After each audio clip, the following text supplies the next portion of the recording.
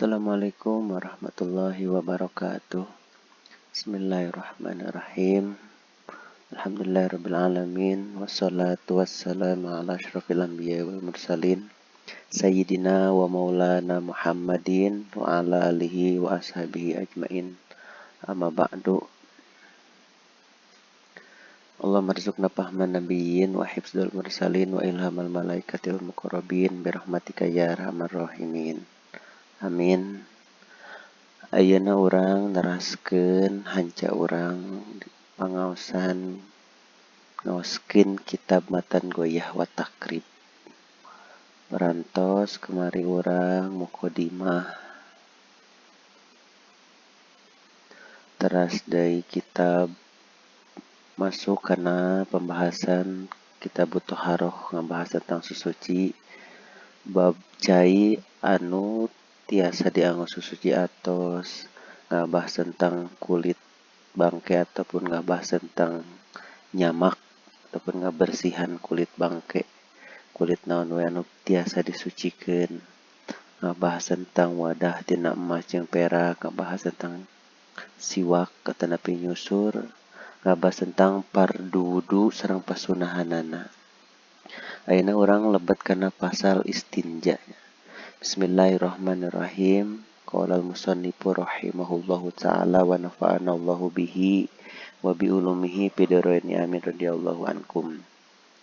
Bismillahi ngawetan ngaos abdi kalawan nyebat jenengan Allah Ar-Rahmani anu mapari nikmat ageung ieu Allah Rahim itu anu mapari nikmat alit ya Allah. Paslun ari ieu eta hiji pasal wal istinja'u jeung ari istinja atanapi bebersih tina kahampangan sareng kaberatan.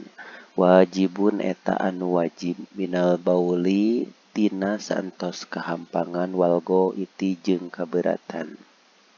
Wal abdolu jeung ari anu paling utamana ayas tanjia nyaeta istinja jalma bil ahjari ku pirang-pirang batu. Summa yutbi'a nya diatapkeun kana ayas tanjia. Summa yutbi'a terus nyusul jalma ha kana ahjar bil ma'i ku cai. Wa yajuzu jeung meunang naon ayak tasiro ngaringkes jalma alal ma'i kana cai hungkul au ala salasati ahjarin atawa kana tilu pirang-pirang batu hungkul. Yunki anu ngabersihkeun jalma bihinna ku salasati ahjarin al mahalla kana tempat najisna.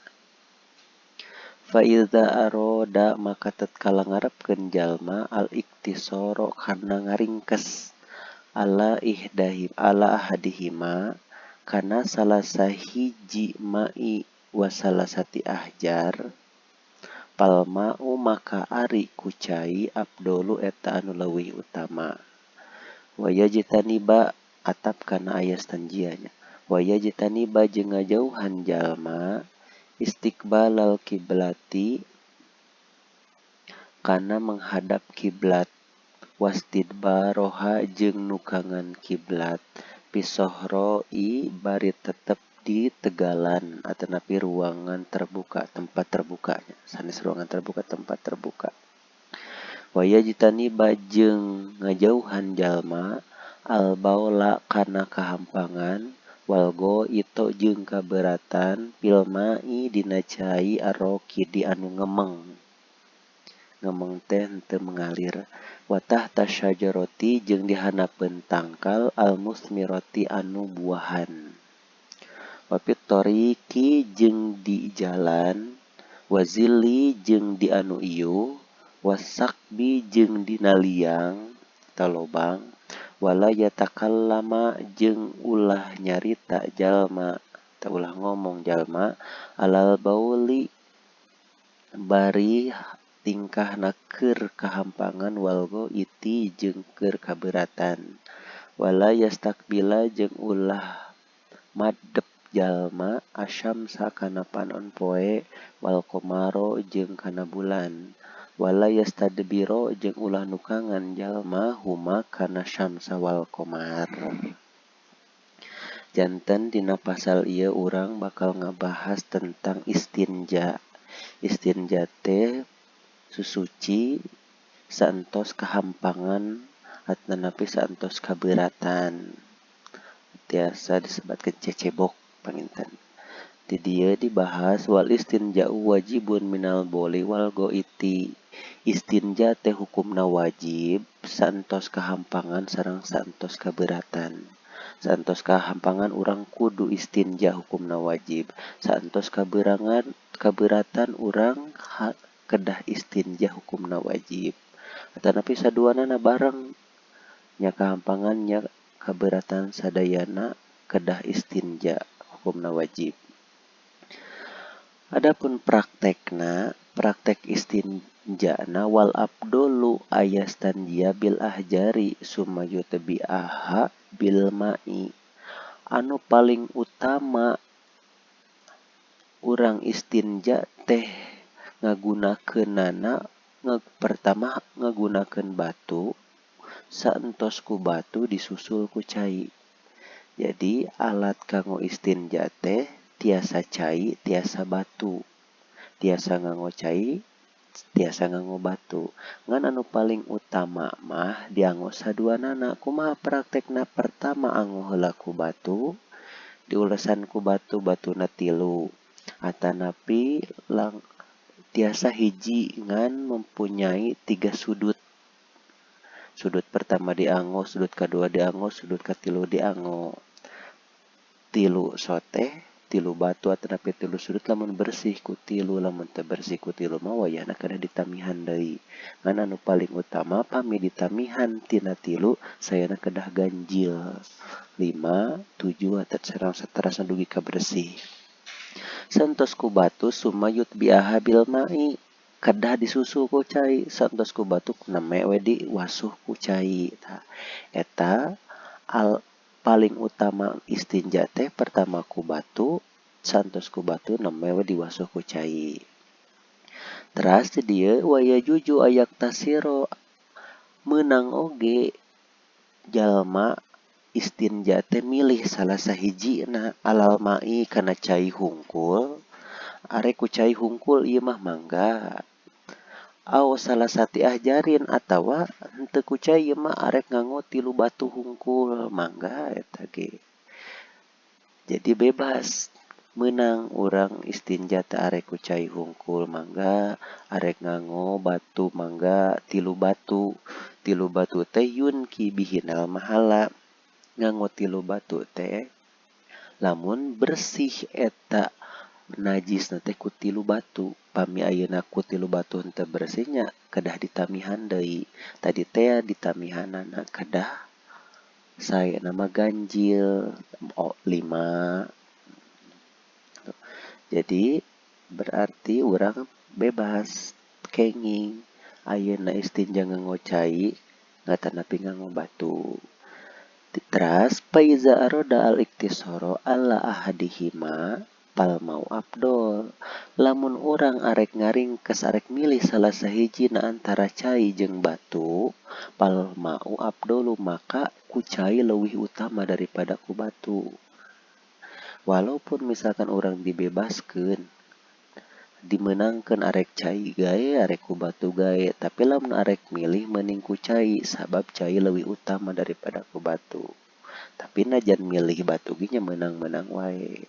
Berarti dina kesimpulanana ieu anu paling utama pisan mah urang istinja teh gunakeun saduanana. Nya ku batu, nya ku cai. Pertama ku batu heula diulesan ku batu. Neme diwasuh ku cai eta nu paling utama kelas pertama. Kelas kedua ku cai. Neme kelas terakhir ku batu.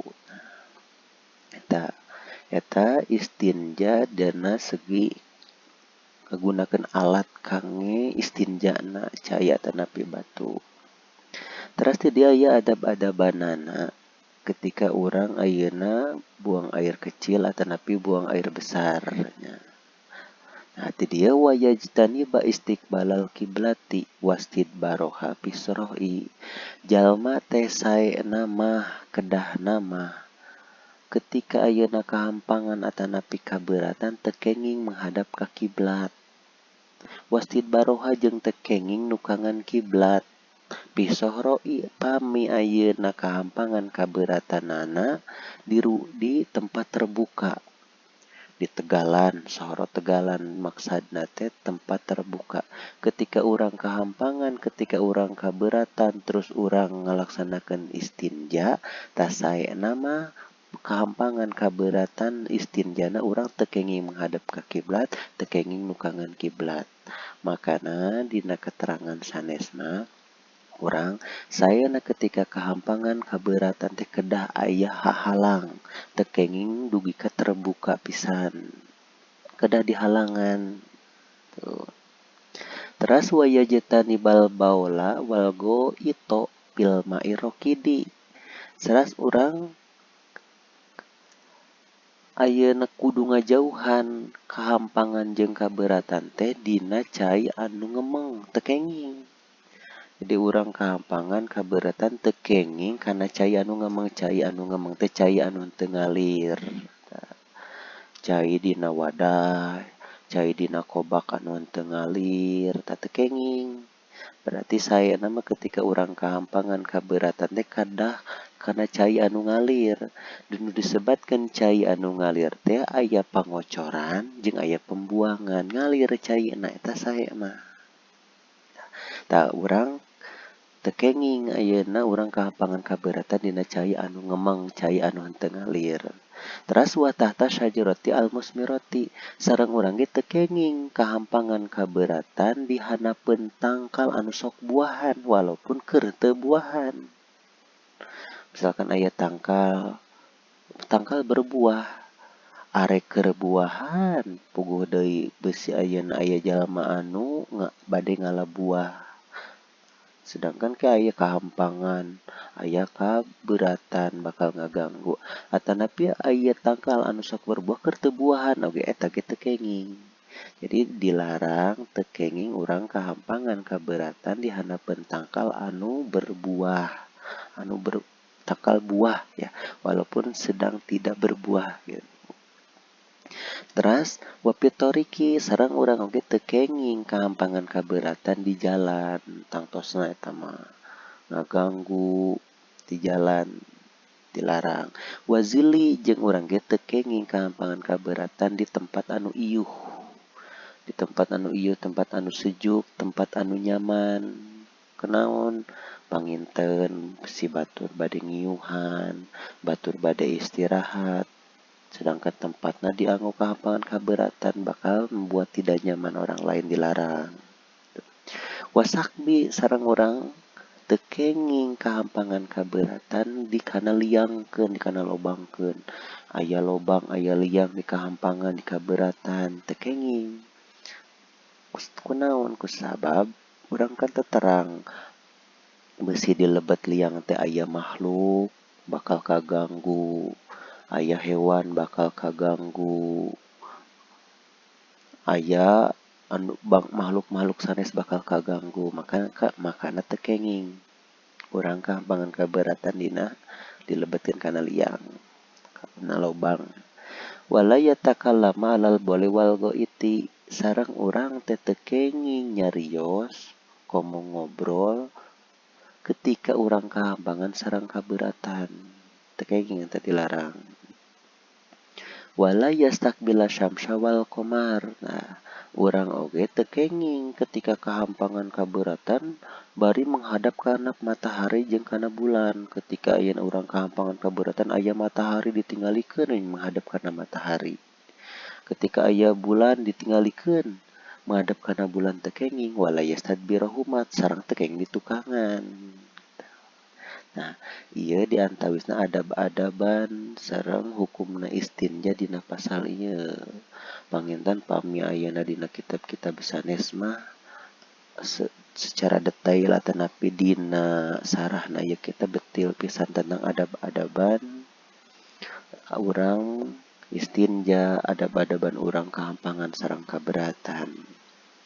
Contohna seperti posisina pami pameget teu kenging tatih tapi kedah nagog